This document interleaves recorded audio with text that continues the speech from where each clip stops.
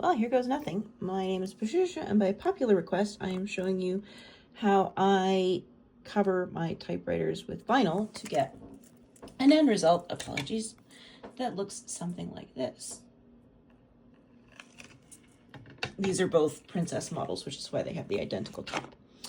So what I do first is I estimate the length, usually by wrapping it around. I give an extra 1 to 2 inches just to be on the safe side of either side.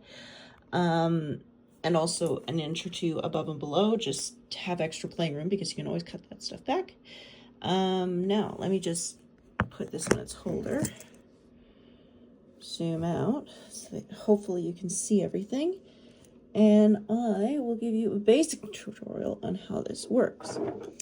So, obviously the vinyl is attached to the non-sticky paper stuff that they always have. I don't like to do the whole, for a full wrap like this, because it's very long, I don't like to unwrap the full part. So what I'll do is I'll take a partial. Again, I apologize, I don't exactly have a good setup for the camera, so I'll just take off part of the backing. Now, I wanted this to be generous, and I also want to stretch it a little bit. So I will turn on my heat gun to soften the vinyl. Make it more pliant and stretchy. And also heal any little weird divots that happen when you're homework vinyl.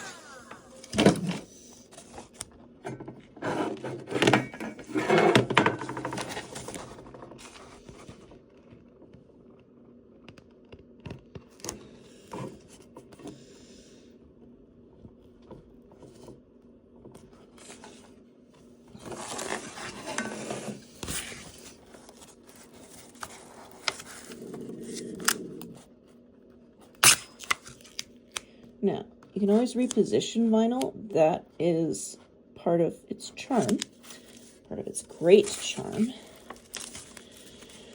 So, I wasn't happy with where it was positioned the first time, so we are going to put it down again a second time with a little bit more space at the top, because the top is going to require more comprehensive folding. Now that I've placed the basic part, I mean, you do see that it's a little wiggly, but the beautiful thing is once you use the scraper, you can start to see the clean line of attachment, and also where it starts to curve, so you can start to see the edges of the piece. Now,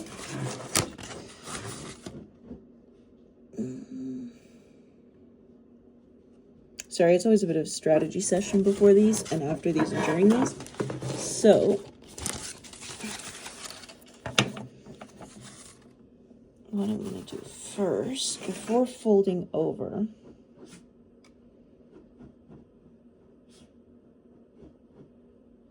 okay, yeah, sorry, it's a logistical thing. You have to kind of plan it out in 3D as you go.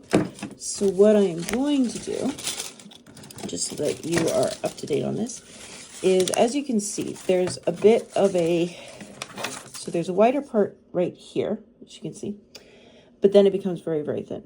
Now, obviously, what stretches over here is not going to be the full width of this. It's going to be a partial width. And to reduce the tension, make it easier while I'm doing this, what I generally do is I cut an incredibly generous length off the top, just so that there's a little bit more flow. Now this, of course, is when you always start to wonder, am I going to cut too much or am I going to cut just enough? And the answer is, you're going to find out later. Well, I find out later in any event. Now I'm happy with that. And there's always the other logistical question, which is, do you want to attack it from the top, the bottom, the side, or whatever? So I think the best option is going to be from the top for now.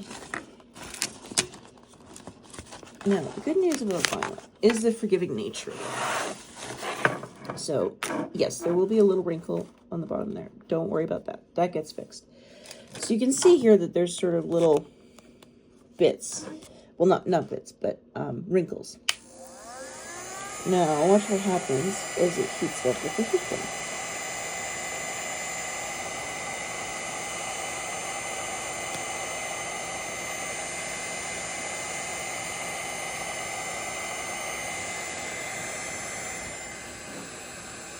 Starts to soften, becomes very malleable. And as you can see, I mean, I'm not even putting much pressure on it. I'm just gently smoothing it down over the surface. Now, of course, the big part here is the big curve. Gosh knows, pray with me. We'll see if we can get this done in one go.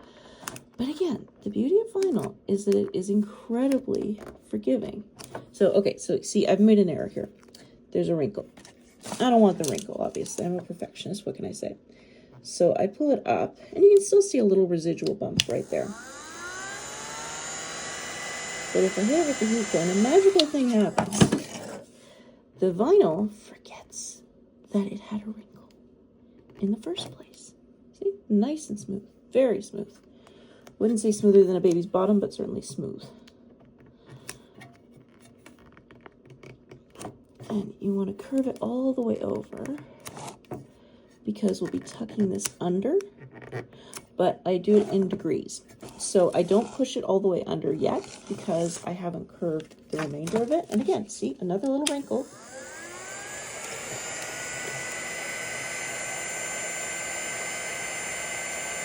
But a miracle happens. With a little bit of heat, it just relaxes. And this is what makes working with vinyl, in my personal opinion, slightly better than working with paint, because paint is not so forgiving.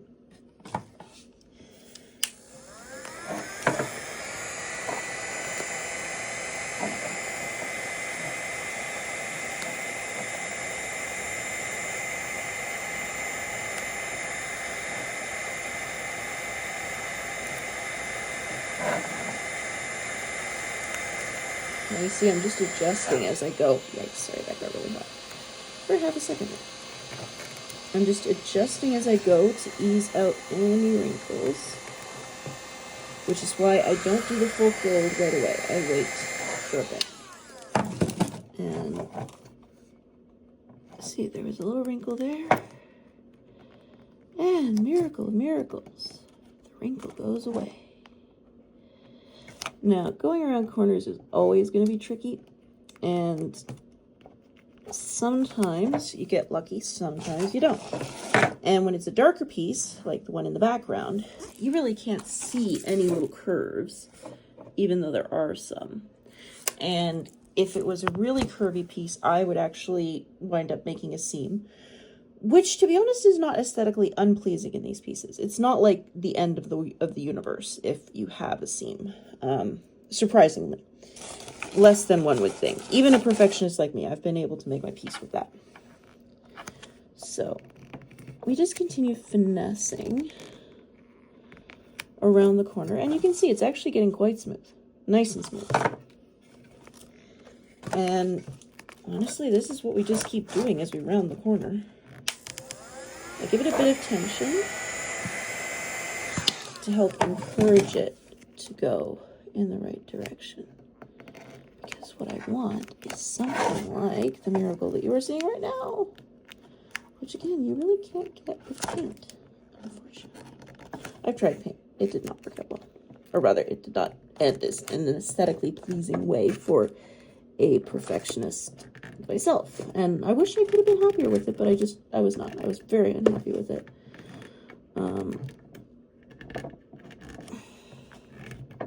So as you can see, we're getting nice and smooth here. Not quite perfect yet. You can still see there's little wrinkles along. But what I do at this stage is I switch my angles. So I've tackled the top part. I've made it nice and smooth. Now the question is making the side part smooth as well. And again, little bursts of heat. Just tiny bursts. You lift, you stretch, you pull. You lift, stretch, and try not to burn your fingers at the same time, and you pull. Now, the other thing to remember is that before it is heat treated, it will lose its grip. So as you can see, sometimes wrinkles will form where there hadn't been any before. And that's okay. Again, forgiveness is part of vinyl, thankfully. And so sorry about the light and the lack of detail here, but I'm a one-person show and it's on my camera, or on my phone, so I'm kind of limited by what I can do. But as you can see, we're getting nice and thin. This is about where I would put a break line, which you won't even see from the top. It's only for the bottom. It reduces the tension in the piece and means that then I can start to finish the curve before. Again, see, I'm forgiving. Incredibly, surprisingly forgiving. You can even move it so that it's at a different angle from before. So, whereas it would keep going in a downward direction, which I don't really want, I'm just pulling it slightly, convincing it to move slightly more to one side than the other. And again, little shots of heat, little bits of tension. I do use scraper things, but I find that sometimes the finger is almost better because it is slightly gentler. And again, I keep checking. So every time I lift and pull, if I see a seam, I can just pull it flat and straight. And again, heat does wonders for this. Where there is a wrinkle, there is a way to fix the wrinkle with heat when it comes to vinyl. So, sorry, just using my elbow here. So again, nice and taut. Smooth and easy. Oh, that looks good, doesn't it? Minimal wrinkles. A tiny bit right there. But as I increase the tension and start to curl it under, another miraculous thing happens. The little wrinkles on the edges also disappear, which is very nice. So I think what I will do is I'm going to finish showing this part where I go around the other corner. So you can see there's a divot right here. And that's okay. That's actually part of the shape. So as I go, I'm smoothing, I'm making sure that there's minimal air bubbles around. I'm pulling down so that eventually I can pull under, which I will show you in hopefully just a minute or so. And again, super forgiving. Long live vinyl is all I can say. Because you can get creative in ways that, I mean, my personal skill level would not normally allow. Okay, so a little piece went up, but there we go. We're smoothing it down, we're smoothing it down. It's going down, it's going under, it's looking good. Two tiny little seams, which I just pulled out right there. Oops. Sorry, hard to see, I realize. I apologize. One tiny little seam right there. Okay, that's good. I'm happy with this. The shape is good. I can release a bit more tension right here because I'm not going to need any of that vinyl because it's all going to get tucked under. And now, this might be harder to see, but no, it might be okay. It might be okay. There. Okay, that's better. Okay, now sometimes it's easier to work from the underside, I'll be honest with you, but when you're folding it under, you have to work from the underside. So I'm just pulling this back so that there's no overlap. And then, again, a little bit of heat, a little bit of tension, medium amount of friction, I would say. Like you want to sort of really adhere it to the side. Now where there's tension like this curve, I'll always make a cut, but I'll try to leave at least a ½ centimeter in the material so that it's not going to tear in a visible way. Let's put it that way. Okay, so let's press that down. Make sure that that's...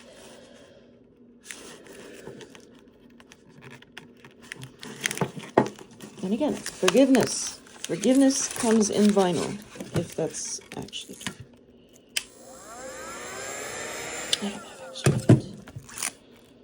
A little bit of extra smoothing. There we go. I like that better. Just wanted to get rid of one, make one wrinkle slightly less visible. So get this one out of the way.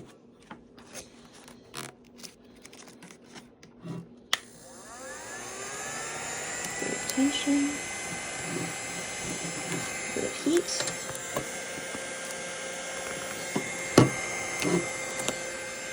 And I'm just trying to keep my fingers clear of the heater because I don't want to toast my fingers too much anyway, because I do like my fingers and they are good for typing. Okay, now it doesn't matter really if this is the smoothest part or not, because again, nobody is ever going to see this part.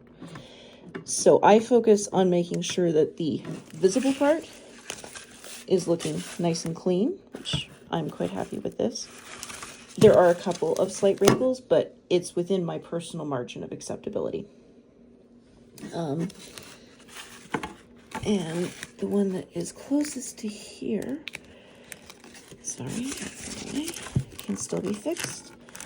Pulling, smoothing, pressing. And that, in a nutshell, is how you can start to cover. Now, obviously, this is a hole for the color selector and for the color selector button, so don't worry about that. And in fact, I can show you, given the fact that I'll finish this.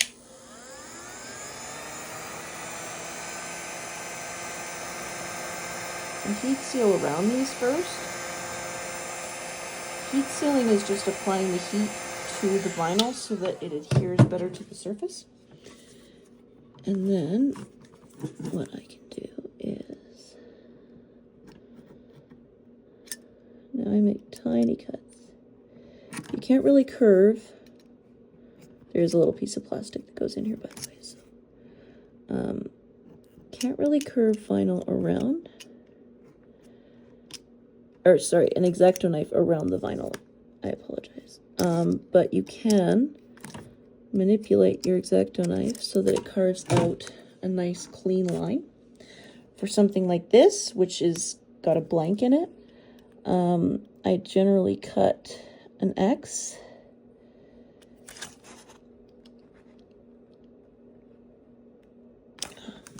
Just remember, there is a bit of material that is blocking the button on this side.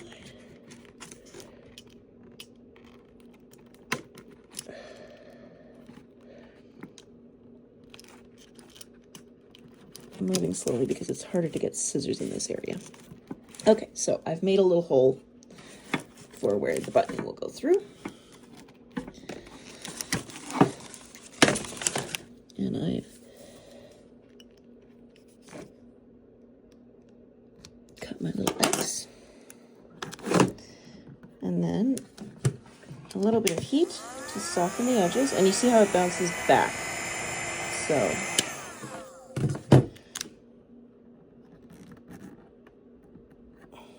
wiggle the finger in this way, that way, the other way, around and down, and in and out.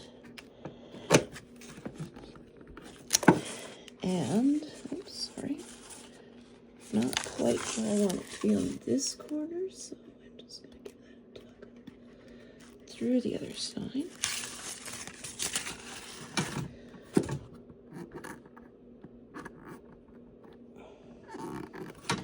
And that's how you make a nice edged hole. Now again, there's going to be a plastic button that sticks through there, so I don't have space to put the excess to fold it in and make it look pretty.